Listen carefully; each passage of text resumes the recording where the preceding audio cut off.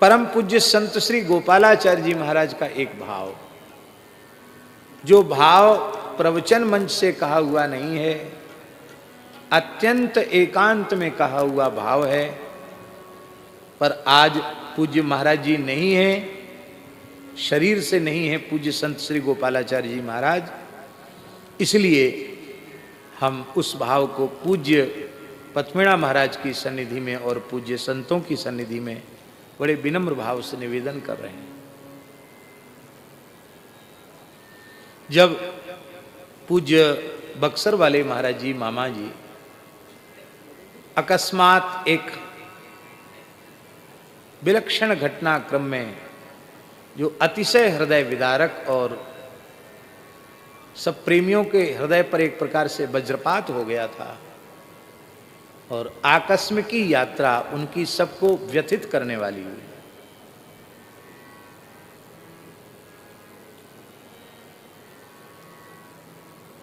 हम क्या कहें, किन शब्दों में कहें, हम अपने मन को नहीं समझा पा रहे थे, और मन में बहुत भारी पीड़ा थी इस बात की, बहुत ज़्यादा पीड़ा थी। और पीड़ा के साथ साथ ठाकुर जी के प्रति भी थोड़ा सा खरा खोटापन का भाव आ गया था कि अरे ये काहे के करुणामय, जीवन भर जिन्होंने गुणगान किया उनको ऐसा उन्होंने, अरे राम राम, अपनी जैसी बुद्धि है।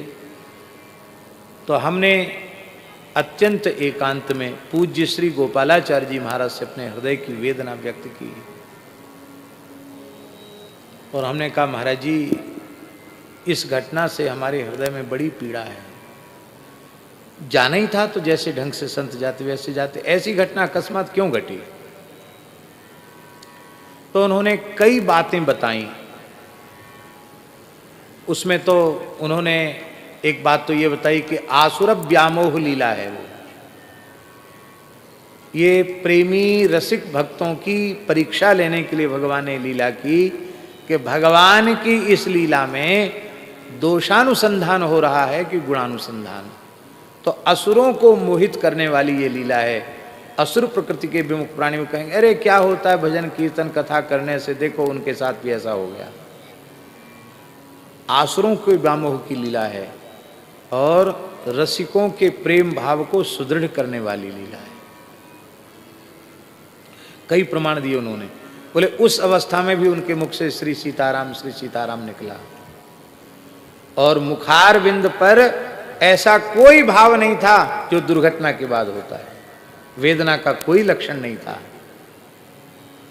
दास को तो सबसे पहले उस स्थल में महाराज जी का दर्शन करने का अवसर मिला जो उनके लिए सर्वथा अनुपयुक्त था, पर जहां शरीर रखा था वहां हमको पहली बार जाने का अवसर मिला। उस समय भी पूरा मस्तक पर ऊर्ध्वपुंड्र विराजमान, चंदन की खौर विराजमान, शरीर पर कहीं श्वेत वस्त्र पर कोई दाग भी नहीं था।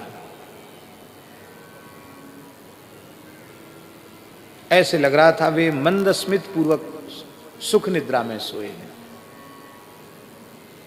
तो बोले लोग ज्यादा उनके शरीर का दुरुपयोग कर रहे थे, इसलिए उनकी लाडली जीजी ने जबरदस्ती उनको उठा लिया। बोले बच्चे के खेलते खेलते कपड़ा ज्यादा गंदा होता है, अब वो खेल में मन लगता है उसका, वो कपड़ा नहीं उतारना चाहता, तो मैया रोते चीखते बालक का भी कपड़ा उतार देती है, नहला धुला के सुंदर राजा बाबू बना देती है।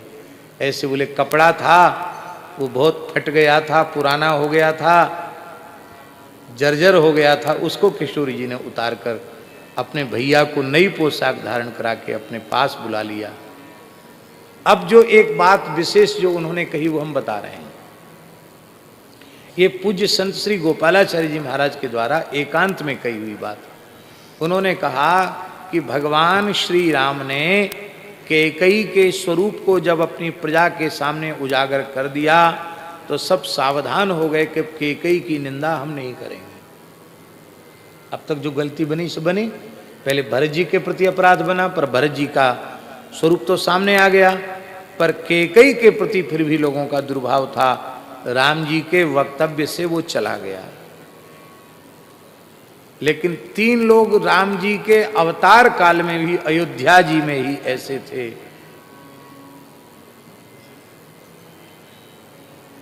जिनका भाव परिवर्तन नहीं हुआ था, और वे प्रसंग आने पर कैकेयी को कुछ न कुछ खरी खोटी सुना देते थे। कैकेयी के सामने जाके नहीं, कैकेयी की चर्चा चलने पर कुछ न कुछ खरी खोटी सुना देते थे। ऐसे 3 महानुभाव थे जो श्री राम जी के अनन्य प्रेमी थे, और प्रेम के कारण ही उनको ये बात मुंह से निकल जाती थी कैकेयी के प्रति।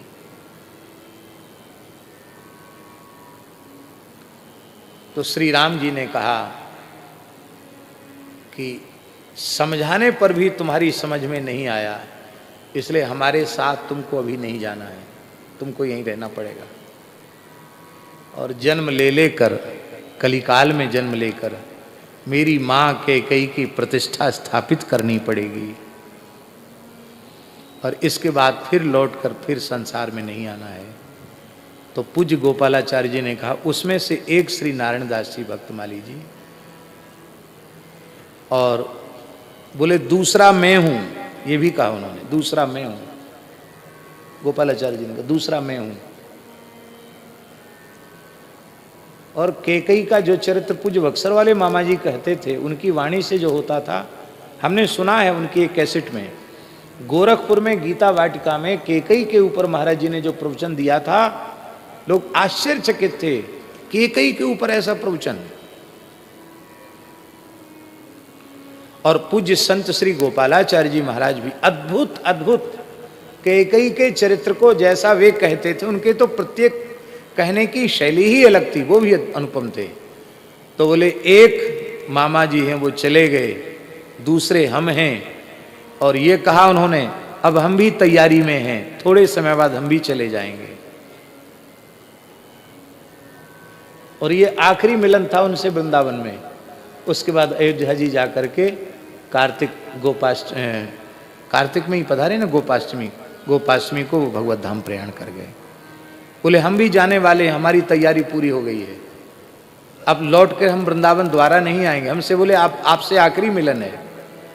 तो मैंने कहा महाराज जी आपने 2 नाम बताए, तीसरा और बताएं। तो मुस्कुरा कर बोले तीसरा नहीं बताएंगे, बस 2 बता दिए, तीसरा नहीं बताएंगे।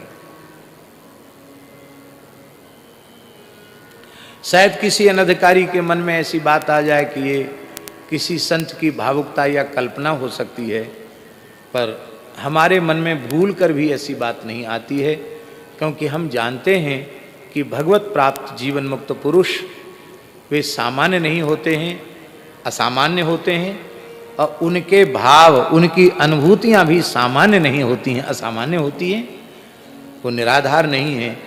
हम तो यहाँ न पक्षपात कछ राखूं, वेद पुराण संत मत भाखूं। संत मत भी वेद पुराण के समान प्रमाण संत मत भी है। आपके लिए प्रमाण न हो, पर पूज्य संत श्री गोपालाचार्य जी महाराज, जिनकी गोद में ठाकुर जी खेलते थे, उनकी बात मेरे लिए तो प्रमाण है। और निश्चित इस प्रकार की रचना करने वाले, इस प्रकार से माता कैकेयी के उदात्त चरित्र को संसार में स्थापित करने वाले पूज्य बक्सर वाले महाराज जी निश्चित अवतारी महापुरुष थे।